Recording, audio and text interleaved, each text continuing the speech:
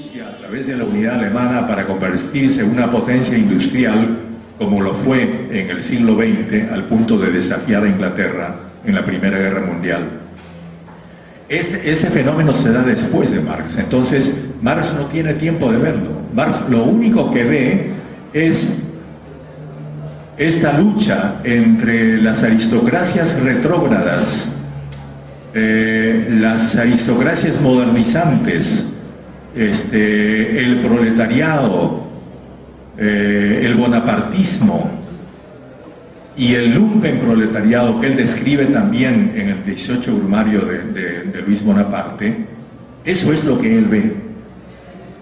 Pero 1848 es, por supuesto, previo, ¿no?, a lo que sería la Francia del siglo XX y a lo que sería la Alemania de Bismarck, unificada con un proceso muy original, singular, que significó una modernización de Alemania, una modernización militarizada de Alemania a través de una modernización en la cual se unían los terratenientes con los capitalistas y con el ejército, y allí englobaban a la clase trabajadora. El proceso que determina que aceleradamente la Alemania unificada sobrepase a Inglaterra después de la Revolución Industrial. Ese proceso Marx no alcanzó a verlo. Marx llega a ver solamente los primeros prolegómenos de ese proceso, y por tanto, en lo que se refiere a su propio país de origen, no podemos olvidar eso. Y no podemos olvidar además otro hecho, y es que una vez, por supuesto, que Napoleón primero cae, Renania, por supuesto, vuelve a ser una provincia alemana, se convertiría después en una región, como lo es hasta ahora, de la Alemania unificada, pero eso está muy lejos del este alemán, muy lejos de Prusia, y de este fenómeno que les describo, de este complejo. El caso brasileño hoy día es muy parecido, en que ustedes encuentran una coalición de grandes empresas, de terratenientes y de partidos políticos, ¿no es cierto?, comandando el surgimiento de Brasil actual. Es decir, estos procesos que se dan no como consecuencia de la acción de una sola clase social, sino de varias en coalición. Eso que ahora podemos ver en Brasil, eso se dio en Alemania, aunque ustedes pueden con justicia pensar que estoy jalando las cosas de los pelos, pero no es tanto, porque lo que pretendo mostrar es cómo estas coaliciones de clase se reflejan cuando y dan lugar a procesos absolutamente y rápidamente modernizadores. Entonces, una vez que hemos dicho eso, volvamos al tema, que es Marx y los trabajadores. Si tomamos en cuenta esto, ¿qué relación tenía Marx con los trabajadores? ¿Con qué trabajadores? ¿Con qué trabajadores? Por supuesto, ustedes pueden decir con los proletarios, ¿no es cierto? Es decir, no era con cualesquiera trabajadores, era con los proletarios de la época. No más que los proletarios de la época estaban encaminándose a ser la mayoría de la población económicamente activa. Ya eran muchos en la Francia de 1848 y por supuesto en el París de 1871, ¿no? Eran pocos todavía en Prusia, serían muchísimos más. El fin del siglo XIX, que es cuando Marx culmina su obra El Capital, es el momento en que el proceso de modernización europea es tan rápido que ustedes se van a encontrar, y el propio Marx da algunas cifras sobre esto, con que a lo largo de muy pocas décadas, lo que llamamos clase obrera, es decir, ese proletario industrial, ese proletario de fábrica, ¿no?, es más o menos el 70% de la población económicamente activa en Alemania, primero en Inglaterra, por supuesto, en Alemania, y después lo sería en Suecia, en Francia no tanto, pero porque Francia siempre fue un país en eso bastante singular. Pero en Suecia, en la Alemania unificada, y en Inglaterra, es ese proletariado el cual llama la atención de Marx. Y por supuesto, posiblemente si nosotros hubiéramos vivido en esa época, la verdad se caía de madura. Es decir, era gente que eran mayorías, y mayorías organizadas, porque estaban organizadas no solamente por acción de ellos mismos, sino por acción del industrialismo que los organizaba y los agrupaba en lo que ahora ya no hay, que son las grandes factorías que reunían a miles de trabajadores. Entonces es muy fácil pensar, y no nos olvidemos que Marx era un hegeliano de izquierda, ciertamente, pero un hegeliano. ¿Y qué es lo que distingue a un hegeliano? Primero, el pensamiento historicista, ¿no es cierto? Es decir, ese pensamiento en grandes ciclos, en grandes olas históricas gobernadas por grandes ideas. En sus mejores momentos, y aún pretendiendo ser un materialista, Marx nunca dejó de ser eso. Porque detrás de todo este gran vuelo histórico que él hace en el materialismo histórico está esa idea. Uno. Dos, la relación amo-esclavo que había sido desarrollada por Hegel. Esa relación en la cual el esclavo va apropiándose del amo en la medida en que es el esclavo el que maneja las cosas, el que hace las cosas, y es el amo aquel que por su condición de ser amo deja de hacerlas y por tanto deja de saber hacerlas. Y eso hace que llegue un momento en que el esclavo queda dueño del saber hacer, queda dueño del hacer, y el amo queda en condición de inválido. ¿Es cierto? Es decir, eso es lo que está en la base del rol histórico de la clase proletaria. Porque si nosotros pensamos en esto, en la condición de esa clase proletaria industrial, en medio de la cual o al lado de la cual Marx vivió, de ser mayoría, de ser organizada y encima de tener esta relación, ¿no?, fáctica con los propietarios de los medios de producción, por supuesto que de eso se desprendían las conclusiones que Marx daría cuando en la parte que se ha denominado materialismo histórico de su tesis. Pero, y como ya me quedan pocos minutos, yo diría, entonces, Marx y los trabajadores, sí, Marx tuvo esta gran esperanza. Marx analizó a estos trabajadores, no solamente a cualquier trabajador, porque detestó al lumpen proletariado. La misma palabra lumpen significa lo peor que hay, es decir, ser pobre para Marx no significaba necesariamente ser histórico. Este lumpen proletariado, que es el que vota por Luis Napoleón en 1848 y que es el que determina, junto con las masas de campesinos atrasados guiados por los curas, como dice Marx en su texto, esos son los que dan el triunfo a Luis Napoleón, ¿no es cierto? Y los que determinan que la revolución obrera de junio de 1848 fracase fracase políticamente, ¿no?, porque ya había sido aplastada militarmente por la represión, con miles de asesinados, fusilados y deportados de Francia.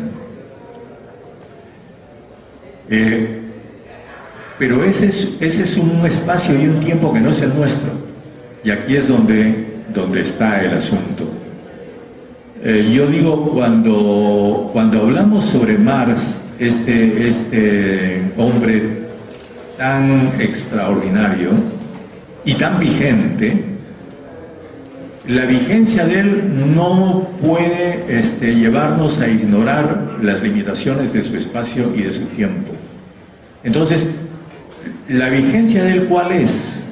El análisis del capitalismo, la denuncia del capitalismo como un sistema salvaje, ¿no? Como un sistema de expropiación de la gente. Pero no necesariamente las esperanzas de él en determinada clase social, porque sabemos lo que pasó en Europa después, es decir, este fenómeno que a partir precisamente de la organización de la clase proletaria europea en grandes organizaciones sindicales y políticas, se da lo que otros analistas después, algunos de ellos marxistas y otros no, señalarían como el proceso de conversión del proletariado europeo, en el cual se tenía tantas esperanzas en clase media y en clase burguesa. Entonces, eso significa nuevos desafíos. Y como nosotros no estamos hablando desde Europa, ni desde la clase burguesa europea, ni lo que queda del proletariado europeo, sino estamos desde América Latina, eso significa entonces que tenemos que ver a Marx con un gran interés, tenemos que leer a Marx, tenemos que mantener los ideales de Marx en plena vigencia en términos de justicia y en términos de denuncia, pero no podemos olvidar que el camino tenemos que hacerlo nosotros, y que la ciencia tenemos que hacerla nosotros, y que la filosofía que va con la ciencia, porque también esa es otra de las grandes confusiones del siglo XIX, tenemos que hacerla nosotros. Gracias. Nos toca referirnos a Marx una vez más, y no queremos hacer un lugar común, ni tampoco pecar en enumerar lugares comunes, sino hacer una aproximación de Marx, como lo han hecho mis compañeros de mesa, de manera creativa, para que resulte atractivo aquello que podría ser árido al entendimiento de una nueva generación a la cual se le ha prohibido leer a Marx. Y hay maneras de prohibir. Uno cuando es padre se da cuenta, ¿no? Tienes maneras de prohibirle a tus hijos que hagan algo, y maneras subrepticias de obligarlos a hacer lo que tú quieres. Igual hace el Estado, igual hacen los que tienen en sus manos, los que son dueños del gran capital. También tienen maneras subrepticias de obligar a sus subordinados a hacer lo que ellos quieren. Y esas maneras subrepticias se dan por una campaña mediática en la cual se silencia al proletariado. Hablamos hoy de la clase trabajadora, y se ha decretado la invisibilidad de la clase trabajadora hace más de 20 años. O sea, la clase trabajadora no es noticia en los medios de comunicación, haga lo que haga, excepto cuando bloquean una carretera y muere un niño en un ómnibus porque no fue atendido en un hospital. Ahí sí la clase trabajadora es noticia. Pero la clase trabajadora hace un reclamo salarial de manera organizada, pacífica, democrática, podríamos decir, dentro de los canales que permite la ley. Pues sencillamente no hay cámaras, así sean cientos o miles de trabajadores los que desfilen por las calles o los que bajen por la carretera central desde Morococha, Casapalca, etc. Para ellos no hay cámaras. Lo digo porque tengo una vasta experiencia de comunicador social y sé cuando el director me dice esa noticia no sale.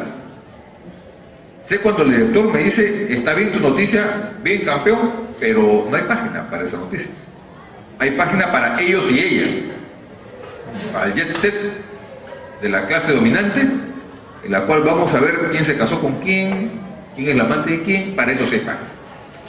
Pero para que tú hagas un reportaje sobre la clase trabajadora desfilando por las calles de Lima pidiendo algo más para el pan, para eso no hay página.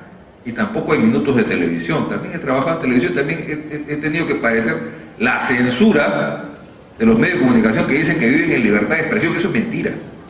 Todos los que trabajamos en medios de comunicación sabemos que eso es mentira, totalmente. La libertad de expresión no existe. Donde más se predica es justamente donde está en situación más crítica. Y eso mismo que le pasa a la clase trabajadora, que la silencian y la borran del mapa, le pasa a la teoría sobre la revolución proletaria. y al teórico de la revolución proletaria, que es Carlos Marx, también había que silenciarlo, desterrarlo en las currículas académicas y organizar a los profesores para que hicieran un linchamiento con Carlos Marx. Actualmente estoy estudiando la maestría acá en sociales y veo a mis contemporáneos, transformados por supuesto, ayer eran incendiarios, hoy son bomberos, y hay algo más, se lo dijimos en aquella época. No faltarán a la verdad, porque si los retamos a polemizar no vienen, y no quiero decir nombres aquí, porque generalmente si son de ciencias sociales conocen y son sus profesores seguramente, los hemos retado a polemizar sobre la vigencia del presidente Carlos Marx, no aparecen, no vienen, no se dan cita, no dan la cara. Pero ¿dónde torpedean a Carlos Marx? En el aula, para un público que recién entra al sistema universitario.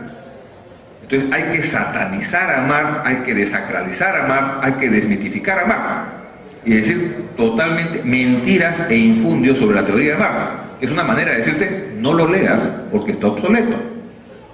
Y como ahora se acostumbra a no leer, esa es parte también de los efectos que ha logrado el sistema en nuestra educación.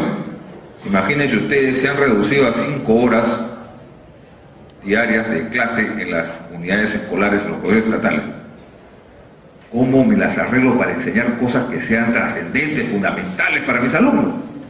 Me falta tiempo, me faltan horas. Y si usted se atreve a estudiar historia y va a enseñar historia, va a tener que terminar enseñando razonamiento verbal. Porque para los historiadores cada vez hay menos horas, no se estudia historia del Perú solo, se mezcla con historia universal, con geografía y con cívica, y arréglatelas tú, profesor, para que encuentres tiempo para desarrollar la currícula que se te haga, ¿no? Entonces usted nunca termina un tema. Ese diseño curricular, compañeros, es parte de la estrategia de lobotomía colectiva que ha planificado este sistema para el público consumidor, podríamos decir. Para el amplio público hay justamente una lobotomía colectiva: no aprendas historia, no aprendas geografía, no aprendas historia universal. Se quitó el curso de filosofía, lo quitó ¿quién? Nicolás Lynch, cuando era ministro de Educación, ese que enseña acá, ese que enseña maestría. Cuando fue ministro de Educación eliminó el curso de filosofía. Cuando mi hijo es bastante contestatario, no sé a quién habrá salido mi hijo, pues, ¿no? Va donde el profesor de su colegio le dice: profesor, ¿por qué no me enseñan filosofía? El profesor, ¿qué le respondió? Calco y copia de la respuesta del profesor, se la voy a traer. No, hijito, ¿sabes por qué no se da filosofía? Porque eso generaba antes muchos subversivos. Eso le respondió el profesor a mi hijo. No estoy alterando la verdad. Generaba muchos subversivos y había que sacar filosofía, ¿se dan cuenta? Entonces la lobotomía colectiva, o sea, quitarle nódulos del cerebro, ¿no?, o partes de la memoria a las siguientes generaciones, está diseñada para desarticular la protesta social en las siguientes décadas. O sea, hacer no solamente una generación X, sino una generación -1, ya en puntos negativos. Entonces, para ello han generado, digamos, una corriente en la cual, ¿para qué vas a leer si eso es innecesario? Hoy en día, como nunca, las carreras se terminan en 5 años, y eso no significa eficiencia académica, significa pasar por agua caliente los cursos, es otra cosa. Un estudiante que termina en 5 años, muy bien, y le voy a preguntar su carrera y no sabe nada. ¿Para qué la terminó en 5 años? Para insertarse en el mercado de trabajo, y en el mercado de trabajo también le van a preguntar su carrera, y no sabe nada sobre su carrera. Ha aprendido muchas cosas, pero las ha aprendido por PowerPoint. Entonces pasamos de la generación que leía libros completos para dar un examen a la generación que leía separatas. Y de la generación que leía separatas pasamos a la generación que lee las copias fotostáticas que les da el profesor de su clase en PowerPoint. Y a la final es que sabes nada, porque fuera el PowerPoint es como cuando al profesor se le va la luz, ya no tiene que leer el teleprompter que tiene al frente, ¿no? Ahora se te fue el desenchufe, de vez en cuando yo hacía esa cosa, pues cuando estaba en pregrado, comenzaba con PowerPoint, pasaba y ¡ay, qué casualidad! Se le desenchufó el PowerPoint al profesor. Ahora explica la clase, pues, sin imágenes. Ah, no sabes, ¿no? No te acuerdas, no has estudiado tu clase, no has preparado tu clase, lees lo que dice. Entonces, para esa lobotomía colectiva que se ha practicado con las nuevas generaciones, Carlos Marx es totalmente deficitario, no debe aparecer en ninguna currícula y además es muy denso de leer. ¿Y cómo una generación que está acostumbrada al PowerPoint va a leer textos de Carlos Marx que tienen más de 400 páginas o 800 páginas? Difícil, ¿no es cierto? Sin embargo, eso no es patrimonio solamente de una nueva generación. Les voy a confesar algo. Cuando estaba de moda el marxismo, en la década del 70, la mayor cantidad de furibundos e iracundos estudiantes que llevaban banderas rojas tenían una lectura deficitaria de Carlos Marx. Y por eso nos podemos explicar que el fenómeno social y político del marxismo en el Perú se haya desinflado tan rápido. Porque tenía pies de barro, pues. Lamentablemente hay que decirlo, quien abandona el marxismo con tanta facilidad es porque no era muy sólido marxista o no tenía solidez en la base de su pensamiento marxista. Porque quien tiene solidez en la base de su pensamiento marxista puede resistir las tempestades que vengan. Y una tempestad brutal que vino contra el marxismo y contra la clase trabajadora fue el neoliberalismo. El neoliberalismo viene a arrasar con los derechos laborales y sociales, viene a desarticular, viene a fragmentar la sociedad, no ya en masas, sino en individuos. Y a decirte bien claro una cosa, piensa en ti y no mires más allá de tu ombligo. ¿Correcto? El futuro diferente no existe. El cambio social no existe. El final de la historia, según Fukuyama, no es que se terminó el tiempo de los tiempos, ¿no? Sino que más allá del capitalismo no hay absolutamente ningún cambio por el cual optar. Con el capitalismo murieron todos los modos de producción que se hubieran podido desarrollar en la humanidad. Yo creo que eso es un absurdo, porque como hemos leído a Marx desde temprana edad, desde nuestro ingreso a la universidad, sabemos bien claro que toda sociedad, todo sistema económico incuba su germen de autodestrucción en su propio interior. La feudalidad incubó en su vientre al capitalismo germinal, en el artesanado, por ejemplo.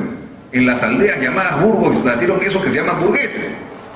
Y Carlos Marx estudia la formación del capitalismo justamente desde sus fuentes. Y como han dicho nuestros compañeros de mesa, no hay manera de entender la formación del capital al margen de Marx. Y todos los estudiantes de economía y de administración de negocios, que le dicen, en Chicago le dicen Business Administration, imagínense ustedes, yo no sé mucho inglés, pero sé escuchar lo que dicen mis parientes que estudian por ahí, y todos han tenido que leer a Carlos Marx en la Universidad de Chicago. O sea, los Chicago Boys tienen que tener una solvencia en el pensamiento de Marx para pasar sus cursos en la Universidad de Chicago. Sin embargo, tenemos profesores que ganan menos de $400 mensuales y que nos dicen Marx está obsoleto. ¿Por qué, profesor? No sé, pero está obsoleto. Marx sirve para hacer chistes en la clase. Les voy a contar un chiste. Anteayer tuve clases acá en este mismo salón con un profesor, no diré su nombre. Ese profesor que viene, digamos, dinamitando, petardeando el pensamiento de Marx y sobre todo a María desde hace 20 años, que estudió conmigo en esta universidad. Cuando era incendiario era mi compañero en marchas, ¿no? Uno de mis tantos compañeros en marchas, bloqueó la avenida Venezuela, vamos a Donofrio, ganemos hasta Lima y todo lo demás que él estaba con nosotros. Pero ahora pues, anteayer dijo lo siguiente, que las relaciones antagónicas entre las clases y el antagonismo entre dos contrarios es un invento de Mao Zedong. Me espanté, me ericé, casi me da náusea, me parecía que el exorcista hubiera aparecido y me hubiera enseñado el crucifijo, ¿no? ¿Cómo puede decir tamaña estupidez una persona que está formada académicamente en una universidad de tan sólido conocimiento como es San Marcos?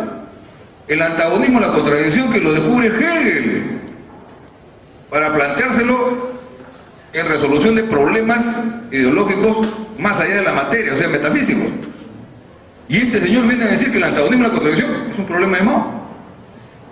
Ante un auditorio más grande que el que está acá, y de chicos y chicas que por supuesto lo está sorprendiendo. Pues optamos después de esa clase decir, vamos a educar el centro de estudiantes de maestría. ¿Para qué? Para exigir calidad académica. Pues nos están dando gato por liebre. Y si eso los hacen en maestría, ¿qué le harán en pregrado? Por ejemplo, hablan de los cabos sueltos del marxismo, pero no hablan del leninismo, que es el desarrollo del marxismo en la era del imperialismo. Prohibido hablar de Lenin, se habla del marxismo. Por ejemplo, ya han dicho mis compañeros de mesa, ¿no? Marx nace en 1818. En 1848, Marx publica, junto con Engels, el manifiesto del Partido Comunista. ¿Qué edad tenía Marx en ese momento? 30 años. Tenemos contertulios míos, no, cogeneracionales míos que tienen 53 años como yo y no han publicado una sola separata de lo que ellos piensan. Una mísera separata, siendo catedrático. Y siguen enseñando el mismo curso más de 25 años. Marx a los 30 años da a luz un libro liminar, que es el manifiesto del Partido Comunista, pedido por la Liga de los Justos en Alemania, que después se transforma en la Liga de los Comunistas.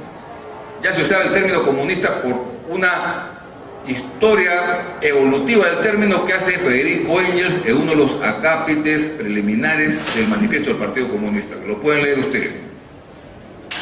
Digamos, el Carlos Marx de 1848 ya ha definido qué son burgueses y qué son proletarios en la sociedad capitalista, qué es lumpenproletariado. Habían cosas de que, bueno, con el profesor Héctor Béjar hubiéramos podido entrar en una riquísima polémica ideológica con respecto al lumpenproletariado, algo dijo el profesor Héctor Béjar que ustedes han escuchado, ya lo resolveremos con él en otro momento. Pero, digamos, el Marx de 1848 todavía no ha llegado a la certeza de que hay necesidad de un partido del proletariado. O sea, la certeza, la necesidad de un partido proletario le viene después a Marx, después de la experiencia de 1871 de la Comuna de París. Es el primer Estado obrero del mundo. El primer Estado obrero del mundo que va a sobrevivir escasamente 3 meses y algo más es la Comuna de París.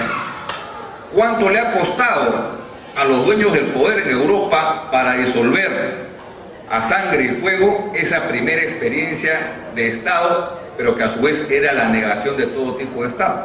La Comuna. Todos los burgueses y aristócratas que hasta anteayer eran enemigos, juntan sus esfuerzos para liquidar a los comuneros de París. La cifra, en una época en que no se hablaba de derechos humanos, por supuesto es un concepto totalmente nuevo que viene después de 1945, hablamos de derechos humanos, no estoy hablando de los derechos del hombre y del ciudadano, estoy hablando de derechos humanos. Después de 1945 se comienza a hablar de derechos humanos, pero en esa época no se hablaba de tal.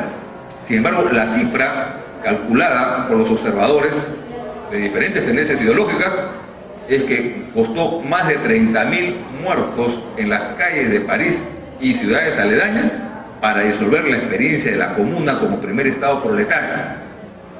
Entonces, mal haríamos en seguir a los agoreros del final del marxismo, decir que la primera experiencia del proletariado en el poder fue en Rusia. No fue así, pues. Fue en 1871 la Comuna de París. Y eso cambia totalmente o radicaliza más el punto de vista de Carlos Marx, del Marx Maduro, con respecto a su teoría del Estado, que está en crítica al programa de Gotha. En crítica al programa de Gotha vemos una aproximación a la teoría del Estado que después la va a desarrollar mejor Lenin. Y este tránsito hay que entenderlo, pues. El marxismo del siglo XIX, el marxismo de Carlos Marx y Federico Engels, es un marxismo premonopólico. Y el marxismo que se tiene que desarrollar en el siglo XX es un marxismo que conoce la etapa monopólica del capital. O sea, eso que llamamos imperialismo y que Marx no lo conoció en vivo y en directo. Y para lo cual Lenin tiene que escribir nuevamente, ¿no?, fundamentos de la teoría política del marxismo para el siglo XX. ¿Con esto qué quiero decir? Que el marxismo no puede estar petrificado. Un marxismo petrificado, congelado en el tiempo, no sirve absolutamente para nada. Un marxismo del cual solamente podemos sacar recetas, sacar las frases más geniales que nos dan la razón de su contexto y no entendemos el texto en general, yo creo que no nos sirve absolutamente para nada. Se convierte en dogma y el dogma se convierte en religión y el marxismo es irreligioso. El marxismo es ateo, es la negación de toda religión, es la confirmación de una ciencia, ¿no?, o del método científico de investigación social. Por lo tanto, creer que el marxismo se puede convertir en algo en lo cual pueda ser dogma de fe, estoy asesinando por la espalda del marxismo, si hago eso. En todo caso, miremos bien en retrospectiva qué ha significado la vida de Carlos Marx. Primeramente, que ha estado en contacto permanente con la clase trabajadora. Marx no ha sido un teórico de buró, Marx no ha sido un teórico de oficina, de gabinete, sino que así como ha hecho teoría, también ha participado en la praxis de la organización de la clase trabajadora hasta la Primera Internacional. Y podemos encontrarnos los documentos de la Primera Internacional. Ahora que ustedes tienen entrada a internet, por supuesto, pueden encontrar con mucho mayor facilidad los documentos de la Primera Internacional, en la cual están todos los ataques y las pullas que ha sufrido Carlos Marx por plantear el desarrollo de una teoría con base científica para entender no solamente la génesis del capital, sino la organización de una nueva clase que ha nacido en el seno del capitalismo, que es el proletariado. Y define bien claro en qué seres humanos componen eso que llamamos proletariado. Ahorita no podríamos decir que el proletariado puede ser los estudiantes pobres de San Marcos, lo que no les alcanza para llegar acá. Eso no es proletariado. El proletariado no es sinónimo de pobreza, al contrario. El proletariado es generador de la riqueza, porque la teoría del valor que enarbola Marx, y eso lo vamos a ver después, justamente centra que el valor de la mercancía está en la cantidad de trabajo humano invertida en ella. ¿Y esa teoría le vino sola a Marx? Definitivamente no. No podríamos decir que se le ocurrió de su cabecita nada más y la creó inmediatamente, sino que es una de las fuentes principales del marxismo. Léanse el folleto 3 fuentes y 3 partes principales del marxismo hecho por Lenin, un folleto muy breve, 3 fuentes y 3 partes principales del marxismo. Dice bien claro, la teoría de Marx tiene 3 bases fundamentales. La filosofía alemana, principalmente centrada en Hegel, que es idealista, y en Ludwig Feuerbach, que es materialista, la economía política inglesa y el socialismo francés. Son las 3 fuentes y 3 partes integrantes del marxismo. Lo mejor que había podido dar hasta el siglo XIX, ¿no?, el desarrollo del trabajo intelectual en Europa. Pero veamos una por una. Por ejemplo, estamos hablando de la teoría del valor en Marx, y mucha gente dogmáticamente puede entender la teoría del valor se le ocurrió a Marx.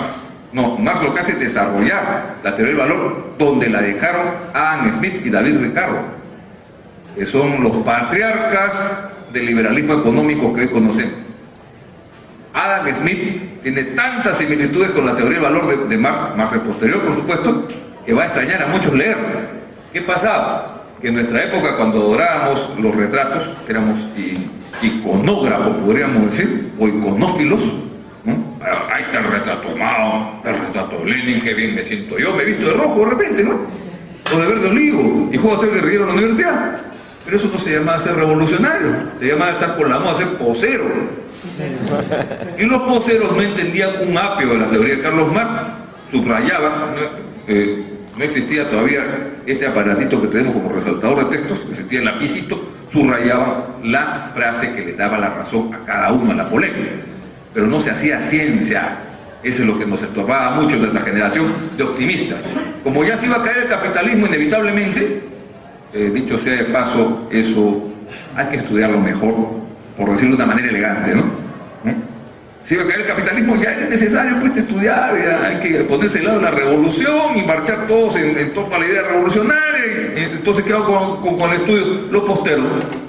Y así simplemente lo fueron postergando, y lamentablemente no vieron que la teoría del valor de Marx tiene sus raíces en Adam Smith. Porque como yo solamente leo libros marxistas, no leo libros capitalistas, dejé de averiguar que Adam Smith fue el creador de las bases de la teoría del valor de Carlos Marx. Lo que hace Carlos Marx es recogerla donde está y desarrollarla en el Capital. Y ese es otro error que tuvo mi generación, no tener una lectura completa del Capital. Porque si hubiera tenido una lectura completa del Capital, hubiera previsto qué venía después. Por ejemplo, de una caída de Europa del Este que estaba también prevista. De todos los partidos que habían en el Perú, solamente uno era optimista con respecto al socialismo de Europa del Este. El resto de partidos ponían en duda la legitimidad del socialismo real.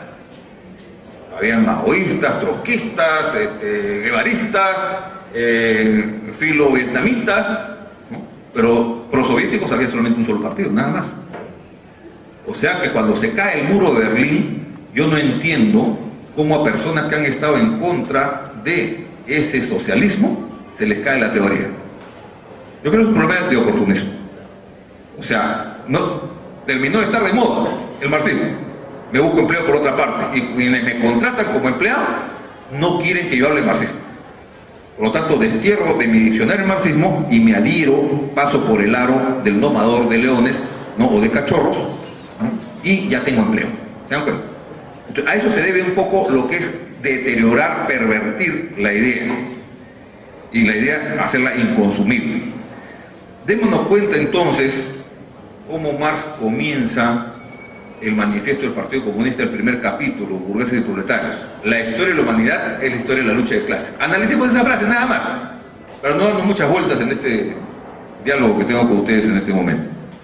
La historia de la humanidad es la historia de la lucha de clases. ¿Qué dicen los fariseos? el marxismo propone la lucha de clases. El marxismo tiende a la lucha de clases o el marxismo impone la lucha de clases. Todo eso es falso. ¿Quién es el descubridor de la lucha de clases? Los descubridores de la idea lucha de clases son previos a Marx. Son previos a Marx. Léanse La riqueza de las naciones de Adam Smith y se van a dar cuenta cómo trabaja el concepto lucha de clases Adam Smith antes que Marx soñara con estudiar filosofía, economía o derecho, ¿no? Mucho antes de su nacimiento. Ya en La riqueza de las naciones de Adam Smith está esbozada la teoría de la lucha de clases. La lucha de clases es una constatación que hace el marxismo y que hace la economía política previa a Marx. Es una constatación, primeramente, que la sociedad, después de que pasa de la prehistoria a la historia, la sociedad está dividida en clases, ¿correcto? Para nadie es novedad que la sociedad está dividida en clases. En segundo lugar, que las clases luchan entre sí, para nadie es una novedad. Por lo tanto, el marxismo no tiene como programa la lucha de clases. Ojo. Los nacionalistas, recuerdo cuando nos saboteaban el trabajo de bases en los barrios, decían, ustedes proponen la lucha de clases. Yo les decía, analfabeto funcional, ¿no has leído? Burro, bestia, lee, anda, estudia. ¿No? Jamás el marxismo ha propuesto la lucha de clases. Jamás el marxismo ha impuesto la lucha de clases. Jamás el marxismo ha tomado como programa la lucha de clases. La lucha de clases no forma parte del programa marxista. Lo que hace el marxismo es constatar una realidad.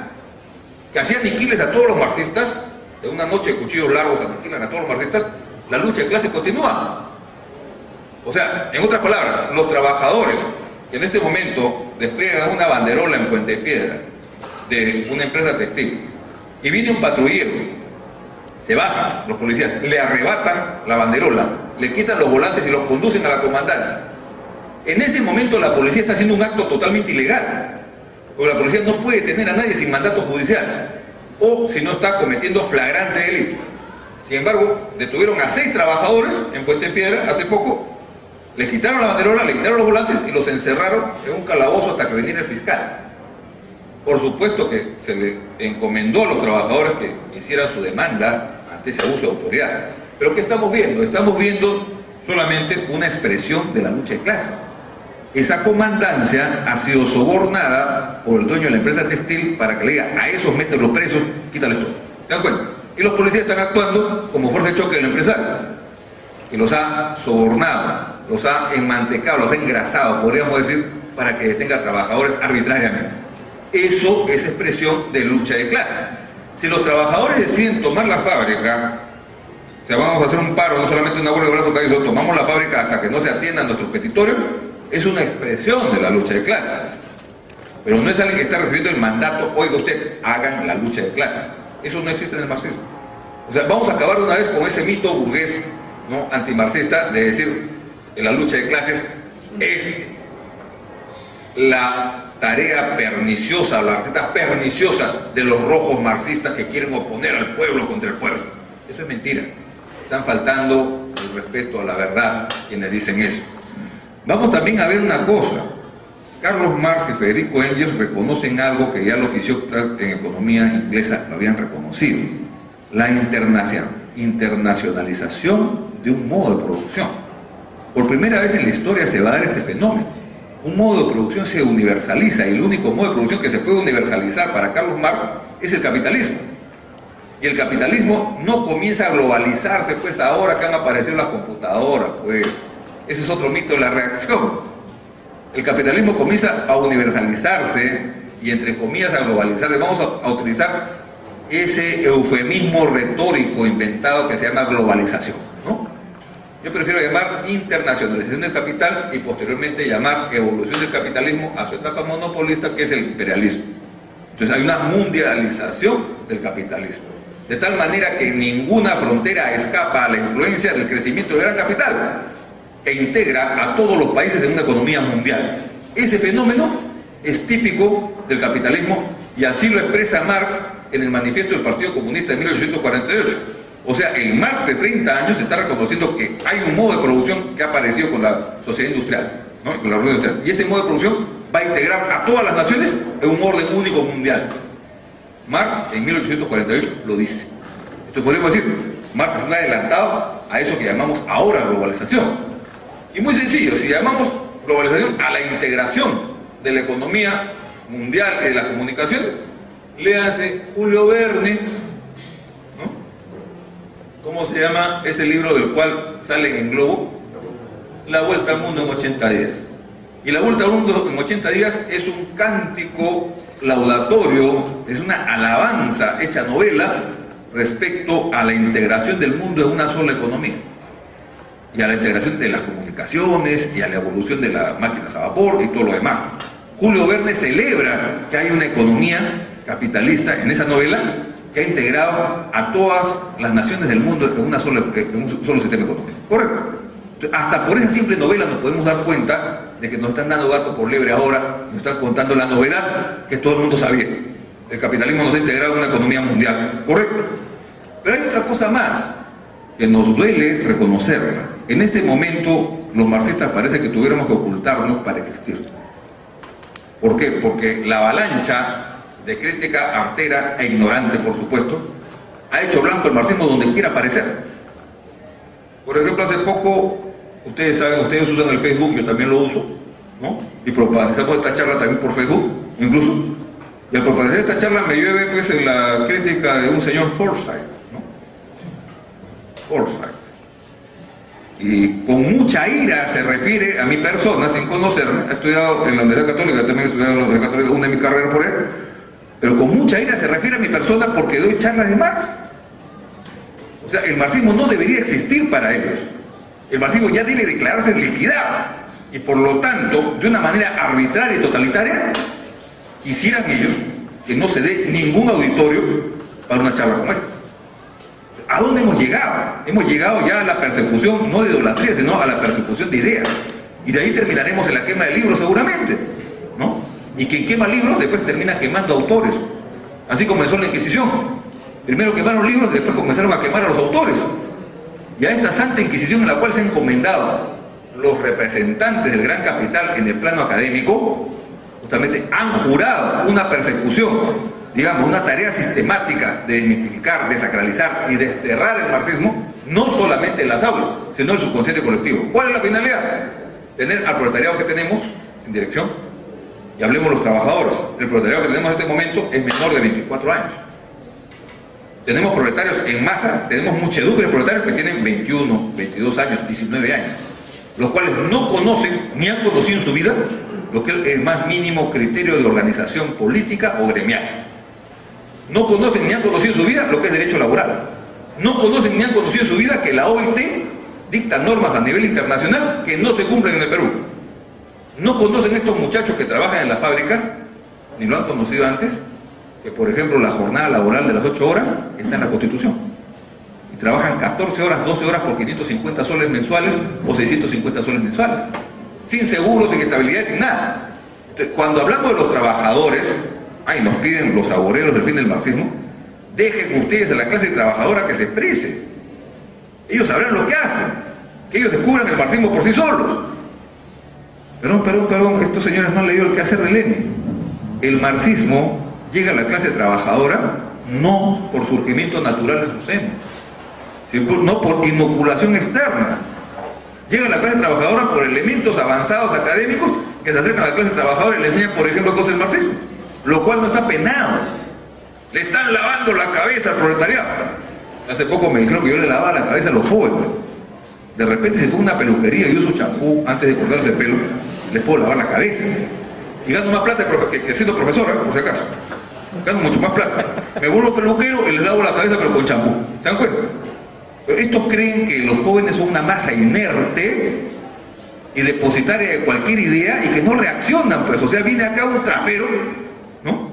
Les lava la cabeza a los jóvenes, los desorienta y los jóvenes son tan pavos que se quedan tranquilos y se dejan desorientar. Yo creo que subestiman a los jóvenes. Los que somos educadores, no de ahora, sino de antaño, y trabajamos en la educación, decimos bien claro, es una falta de respeto a la juventud. La juventud merece respeto. Y el mayor respeto que podemos tener por la juventud es no darle gato por liebre. Y decir bien claro, si hay que rechazar o valorar una teoría económica, política, social o filosófica, primero hay que conocerla. Y después de conocerla tienes toda la libertad, ¿no? Tienes toda la libertad de plantear una ideología alternativa o ver que otra ideología hay mejor que esa. La sobrevivencia del marxismo la estoy viendo acá. Me llegó la revista Casa de las Américas de Cuba y un teórico, Aurelio Alonso, del Partido Comunista Cubano, viene haciendo un artículo muy simpático que se llama ¿Por qué ser marxista hoy? ¿Por qué ser marxista hoy? Y Adolfo Sánchez Vázquez, otro editorialista, también editorializa en esta revista Casa de las Américas, en el último número, ¿por qué ser marxista hoy? Da las razones fundamentales, primeramente, ¿por qué? El marxismo solamente se justifica por la existencia del capitalismo. Mientras haya capitalismo, mientras el capitalismo sigue explotando a la clase trabajadora y obteniendo ese producto ilícito que es la plusvalía, te robo parte de tu trabajo y te pago un salario para que sobrevivas. Mientras exista esa obtención de plusvalía en torno al sudor, sangre y lágrimas de la clase trabajadora, el marxismo estará vigente. La razón por la cual puede estar vigente y va a continuar vigente el marxismo es porque el capitalismo sigue explotando. Hablamos del marxismo-leninismo porque el leninismo es el marxismo de la era del imperialismo. El marxismo precapitalista, premonopolista, tiene muchos cabos sueltos, los cuales tenían que ser completados por Lenin. Hablar de Lenin es peor que hablar de Marx. Lo linchan a usted en internet, en las aulas, donde sea, ¿no? Y si publica un periódico, peor todavía, no le permiten publicar sobre Lenin, ¿eh? Lenin no debe haber existido para nadie. Como es calvito, con chivita, le ponen los cachitos, es el demonio. Así me decían a mí en el colegio los curas, por si acaso. Cuando estaba chico ponían al demonio igualito a Lenin, ¿no? Igualito a Lenin, con la misma chivita, los bigotitos, calvitos, y con cachitos y una colita en punta, ¿no es cierto? Ah, y rojo, por si acaso. Totalmente rojo. Era la manera como los curas franquistas nos enseñaban anticomunismo desde que teníamos 5 años. Entonces, esa satanización significa que es muy importante para el enemigo de clase. El enemigo de clase tiene que invertir en pervertir a los académicos para que nieguen una teoría que no domina, ¿no? Y que supuestamente le dicen a los jóvenes sencillamente, ¿ya para qué vas a investigar eso? Y sin embargo la vigencia del marxismo, como vuelvo a repetir, se justifica porque el capitalismo sigue explotando, el imperialismo sigue matando. Las democracias occidentales, por ejemplo de la OTAN, qué perfectas democracias, encantadoras democracias, plurales, son plurales porque admiten el matrimonio entre homosexuales. Ah, qué plurales son, mira, ¿no? Y con los trabajadores, ¿qué? Los trabajadores, no importa si es homosexual, hombre, mujer, los siguen explotando igual. Y sobre todo explotan a los trabajadores del tercer mundo con mayor rigor. Y cuando la OTAN, que está formada, esa alianza militar que está formada por estados democráticos, plurales, tolerantes, bombardean hogares en los cuales van a ser destrozados niños de cuna, nadie dice nada. Ahora, las perfectas democracias son las que bombardean países, por ejemplo, en el Medio Oriente o en el norte de África como Libia, y tienen licencia para matar. Y sin embargo, hay quienes dicen, mira qué perfectas democracias son esas, pero matan. No, no te preocupes esa cosa, pues mira la democracia nada más. O sea, mira la cara bonita de la novia, no le mire las piernas torcidas que tiene, ¿te das cuenta? Eso es lo que nos está diciendo algunos agoreros falsarios, ¿no? Que quieren enterrar teorías políticas antes de tiempo.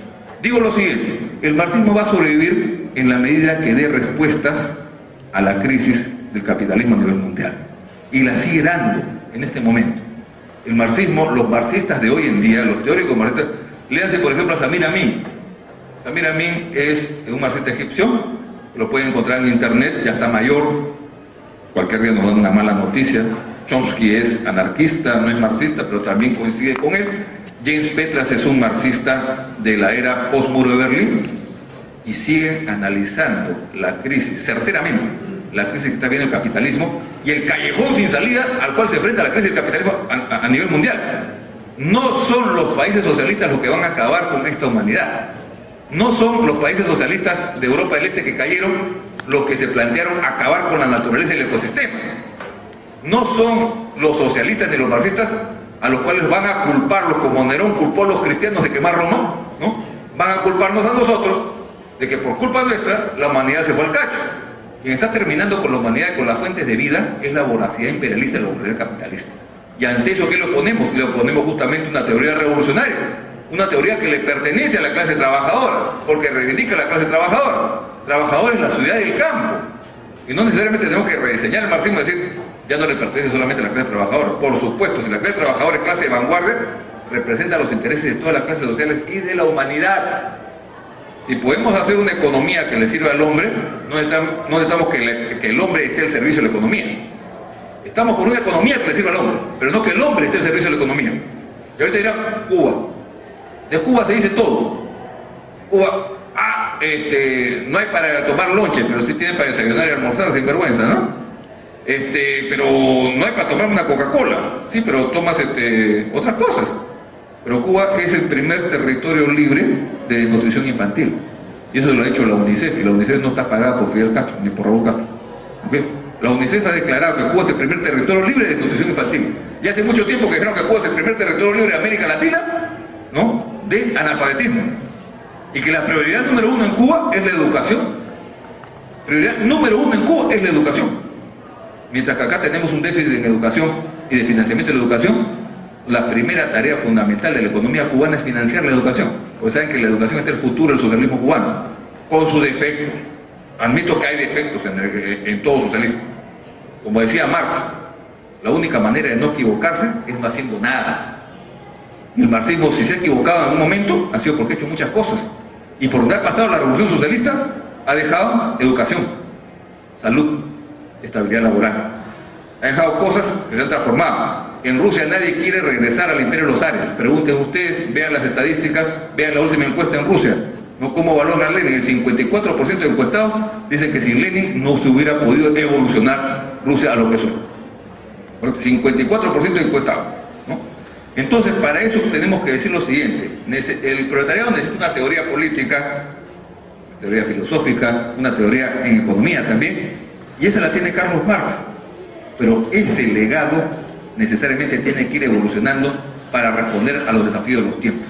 Por eso decimos, el 5 de mayo celebramos un aniversario más del natalicio de este gran hombre llamado Carlos Marx. Muchas gracias.